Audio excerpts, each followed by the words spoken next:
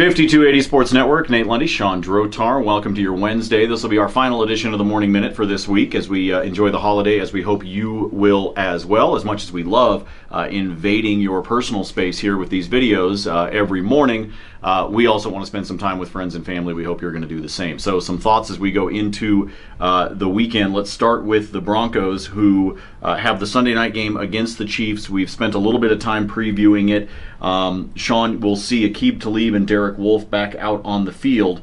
But as nice as that is from a defensive standpoint, it's still the trenches that matter to you. It is, and really I would say this is the biggest game of the year since maybe the opening night where they wanted to make a statement there in the post-Peyton Manning era. This is the biggest game of the year. It's critically important for the Broncos, for AFC West positioning, even for wild card positioning, and they're going to have to win the game in the trenches. I think you did a very good job, Nate, in the show this morning of talking about, we say, okay, the Broncos' strength is their defense. We understand that. But the Broncos' weakness is their offense, and they have to find a way to take advantage of a rather porous Kansas City defense, or I don't think they win this game. This game's on the offense, and that means to me it's on the offensive line. A couple games ago, the complaint against Trevor Siemian was he's not going deep enough. The game after that, it's that he's holding onto the ball too long. Both of these issues are actually around the offensive line and their ability to protect the quarterback. And I think that Trevor Siemian is still dealing with soreness in his shoulder. He looks a little bit nervous about protecting it. The Broncos' offensive line has to find a way to get this done on the ground, and especially in protecting their quarterback. Yeah, they definitely do. And I think sometimes we focus in on what the strength of a team is. Like Sean said, it's the defense. But quite frequently, when games are won, it's because whatever is perceived as the weakness of a team is actually what winds up stepping up and performing better than expected. You can get what you expect out of Von Miller, DeMarcus Ware, Derek Wolfe, Aqib Talib, Chris Harris. We could go on and on. But what happens a lot of times in winning games like this, games where you are essentially only favored because you're at home, are games where what is thought to be the weakness, or what was thought to be what couldn't make a difference in the game, is actually what does make a difference in the game. So I agree with Sean. You've got to pay attention to the trenches, especially on the offensive line, and you've got to see what this offense can actually do when it is perceived by everyone, both locally and nationally, as being the weakness of this team. Now, coming up on Saturday, CU with an extremely big game against Utah. Coming off of the win at Folsom against Washington State, they get to close out the regular season at home, also at Folsom on Saturday.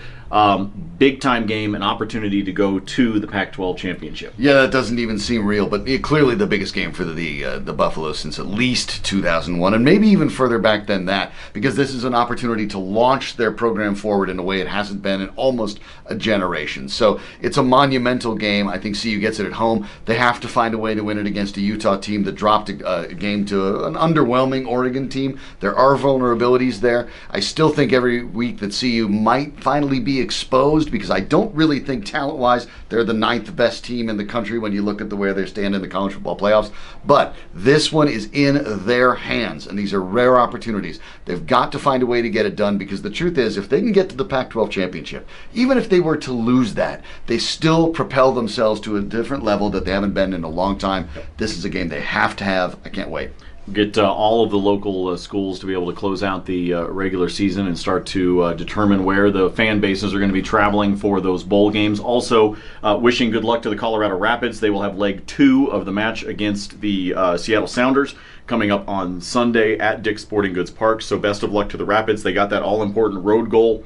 Unfortunately did not get the win, but at the same time, at least they got the road goal. That's important when it comes to the ultimate tiebreakers, if it comes to that on Sunday. So best of luck to them. The Avs in action tonight against Edmonton. Lots of sports going on this weekend. Sean and I will be back with you on Monday morning, 7 a.m., Mile High Sports Radio, and of course with another Monday edition of the Morning Minute, where we'll get a chance to look back on that Sunday night game against the Chiefs. Enjoy the time with your friends and family. Be safe if you're out there on the roads. Have a great time, and we'll see you on Monday. Happy Thanksgiving, everybody. For Sean, I'm Nate. See ya.